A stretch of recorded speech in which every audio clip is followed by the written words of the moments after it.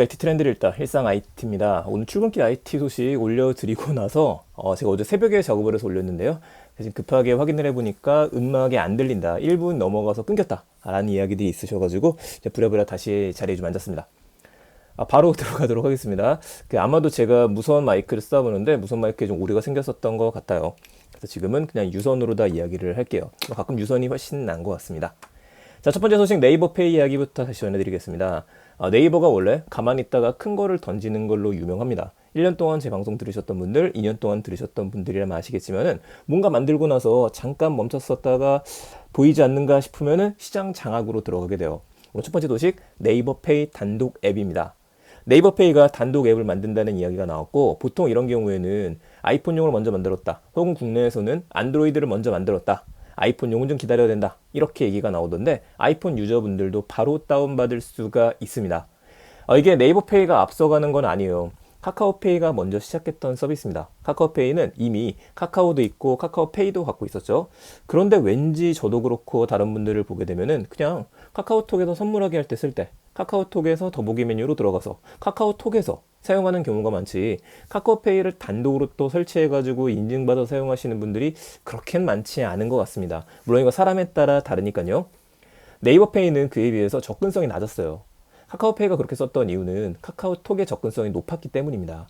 자, 그렇다 보니까 이번에 네이버페이가 단독 앱을 만든 거는 조금은 늦었다, 하지만 이제라도 나온 게 정말 다행이다 라는 생각을 가지게 합니다. 제가 사이트에 들어가서 봐보니까요, 앱을 설치해서 봐보니까 메뉴가 자산, 송금, 결제, 주문, 혜택 이렇게 좀 나눠져 있습니다. 그러니까 이제 천천히 보게 되면 이 자산이라고 하는 부분에서는 우리들의 자산을 이야기를 해주는 거죠.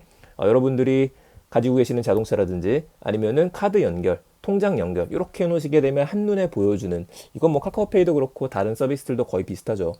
자, 두 번째 서비스는 송금 서비스입니다.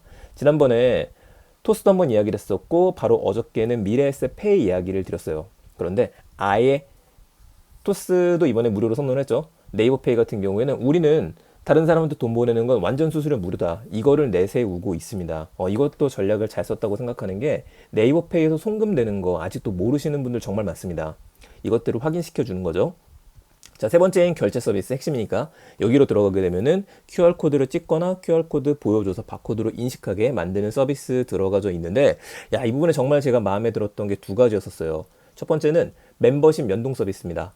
그 멤버십 가지고 계신 것들을 연동시켜 놓으면은 결제할 때 바로 보고 적립도 받을 수 있도록 이 부분이 들어가져 있고요.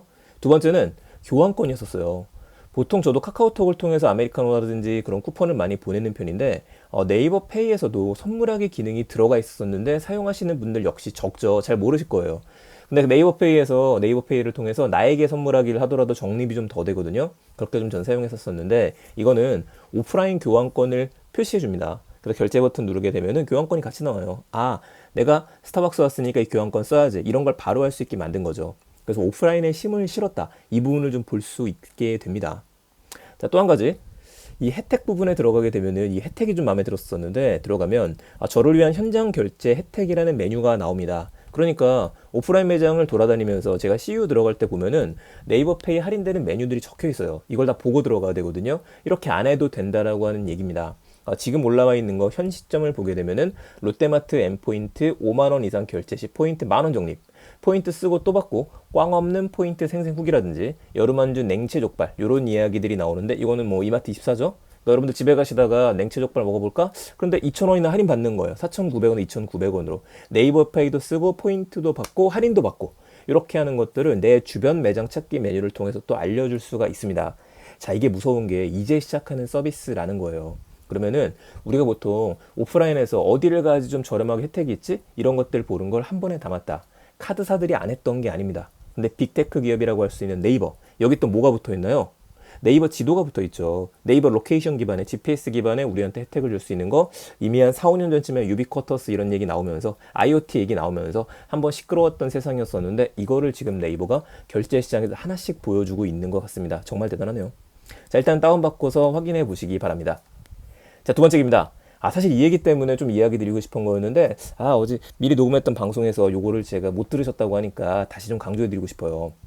윤종신의 대표곡 중에 존니라고 하는 곡이 있죠. 뭐 좋아도 있고요. 그 다음에 자, 이 곡 정말 좋은 노래였었는데 뭐 차트에서 쫙 올라갔었어요. 벌써 이게 한 4년 정도 됐습니다. 근데 지금도 노래방에서 부르는 분들도 계시고 뭐 요즘은 혼자 가긴 하지만 아니면 방송이나 언론에서 노출이 좀 많이 되고 리메이크가 되기도 합니다. 자, 이럴 때마다 저작권료가 발생하잖아요. 이게 너무 좋죠. 그런데 이게 이제 경매로 나옵니다. 그러니까 저하고 여러분들도 존니의 저작권을 가질 수 있게 그 존니가 꼭 거기에 존니 같기는 한데 그게 아니고 그 대표곡인 존니 그 노래에 대한 저작권을 갖고 있을 수 있게 됩니다. 자, 시작가는 21,000원부터 시작한다라고 하는데 제가 사이트 들어가 보니까 22,000캐시인 것 같아요. 22,000캐시부터 시작을 하고 유통 물량이 총 8,000주가 나오는데 이걸 어디에서 여러분들이 경매에 입찰할 수가 있느냐? 뮤직카우라고 하는 앱이 있습니다. 사실 이 시장이 원래 없던 게 아니에요. 근데 이 회사에서 좀 드라이브를 걸고 있다 보니까 저도 관심 밖이었었다가 이제는 관심 범위 안에 좀 들어왔습니다. 자, 정확하게 어저께 낮 12시부터 15일, 한 6일 정도 뒤죠? 이때 오후 9시까지 7일간 진행이 돼요. 그러니까 여러분들께서 지금 들어가신 다음에 낙찰가를 설정을 하는 겁니다. 제가 해봤거든요. 저 조금 들어갔어요. 보면은 한 주를 선택하셔도 되고, 뭐 50주, 100주 돈이 있는 만큼 투자를 하시면 되는 겁니다. 그렇게 되면은 각 주당 저작권료가 산정이 돼서 9월 달부터 받게 돼요. 8월 달은 이제 경매니까. 이거에 대해서 여러분들이 돈이 필요하다 한 주, 두 주, 10주 이런 식으로 또 다른 사람한테 팔 수도 있게 됩니다.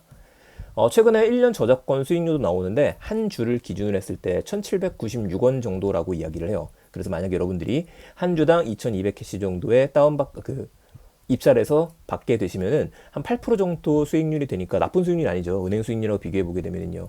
이게 얼마나 안정적인 수익권이냐? 요것도 있고 사실 저작권이라고 이야기하지만 저작 인접권이라는 얘기가 또 있습니다. 요것도 제가 다시 한번 자세하게 풀어볼게요. 자, 이렇다 보니까 이제 옥션 종료까지 도대체 얼마에 낙찰되는지 봐야 될 것 같아요. 높은 금액의 낙찰이 될수록 수익률은 낮아질 수밖에 없겠죠. 그래서 어떤 식이 되냐면 8,000주다 보니까 사람들이 입찰을 막 들어가는데 지금 2,200주에 많이 몰려있어요. 2,200원 정도에. 근데 그 위에 3만원, 5만원 이런 식으로 입찰이 들어가게 되면 위에서부터 끊기게 됩니다. 그래서 8,000주가 되는 걸로 위에서 끊기는 거고 여러분들이 맨 마지막에 사신 게 있다라면 이건 이제 입찰받지 못 받게 되는 것들이죠. 낙찰받지 못하게 되는 것들입니다. 그래서 이 부분 한번 확인하셔야 될 것 같고요. 카드 결제는 안 되고 보니까 여러분들 통장에서 바로 이쪽으로 집어 넣으셔야 돼요. 페이코하고도 연결이 되어 있기 때문에 여기서 충전을 한 다음에 이 충전하는 금액으로 해서 등록이 되는 개념입니다. 그런데 이게 또 묶여 있게 돼요. 2200캐시로 제가 바꾸고 난 다음에 입찰 들어가게 되면은 경매가 진행되는 동안에 이 돈이 묶여 있는 상태가 되어 있죠. 아마 그 부분에서도 이 회사는 또 수익을 볼 수 있는 구조가 아닌가 그 생각도 들긴 합니다. 자, 궁금하신 분들은 안정적으로 일단은 소액으로 해보셔도 될 것 같아요. 이런 것들은 급하게 투자하시는 거 아니니까요. 세 번째입니다. 카페24의 최대 주주로 네이버가 된다라는 이야기가 나왔습니다. 어제 아침에 인수한다는 얘기가 나왔는데 제가 지난번에 아마존 코인 이런 얘기 나왔을 때도 비슷한 얘기 있었어요. 일단 소문에 나오는 얘기들은 들어가면 안 된다. 지켜보셔야 되거든요. 아니나 다를까 오후에는 공시가 나왔어요. 물론 공시에서도 긍정적인 메시지는 나왔었습니다. 어떤 긍정적인 메시지냐면 지분의 20%를 다른 사람한테 넘기는 거 주요 파트너하고 협의 중이다 라는 이야기가 나와서 네이버라는 이야기는 아니에요. 네이버로 추측을 하고 있는 상황이죠. 자, 투자금이 들어가게 되면은 1,500에서 2,000억 원 정도가 되기 때문에 이게 최대 주주로 올라서게 됩니다. 근데 우린 이제 네이버라고 가정해 볼 수 있으니까 네이버가 도대체 왜 카페24를 사려고 하는 걸까? 이 생각을 해봐야 돼요. 카페24하고 네이버는 경쟁자 구도입니다. 카페24도 스마트 스토어처럼 우리들한테 웹페이지를 만들어주고 쇼핑몰을 만들어주는 서비스잖아요. 네이버 같은 경우에는 스마트 스토어를 만들었고 사실 강력하죠. 네이버 아이디만 있으면 누구나 무료로 만들 수 있다 보니까. 근데 국내 시장이 문제가 아니에요. 일단 국내 시장만 보게 되면은 카페24의 사용자, 이용자가 압도적으로 많습니다. 190만 명이고요. 이 정도로 집계가 돼 있고요. 스마트 스토어는 아직 45만 명이에요. 차이가 크죠. 그러면 국내 시장도 합칠 수가 있느냐? 일단 국내 시장은 논외로 봐야 될 것 같습니다. 카페24의 강점이 나오기 시작한 게 중국은 물론 필리핀까지 진출이 돼 있고요. 현지화가 돼 있어요. 인도 시장도 진출한다는 얘기가 있었었죠. 그렇다면 네이버, 지금 글로벌 선언했거든요. 네이버 쇼핑, 네이버 스마트 스토어 일본 진출한다는 얘기 나왔는데 거기에 뭐 합작회사를 만들었으니까 진행이 되지만 다른 쪽으로 발을 뻗치기 위해서는 좀 필요한 상황입니다. 그래서 제대로 인수를 하거나 자본 교류는 문제 없을 것 같아요.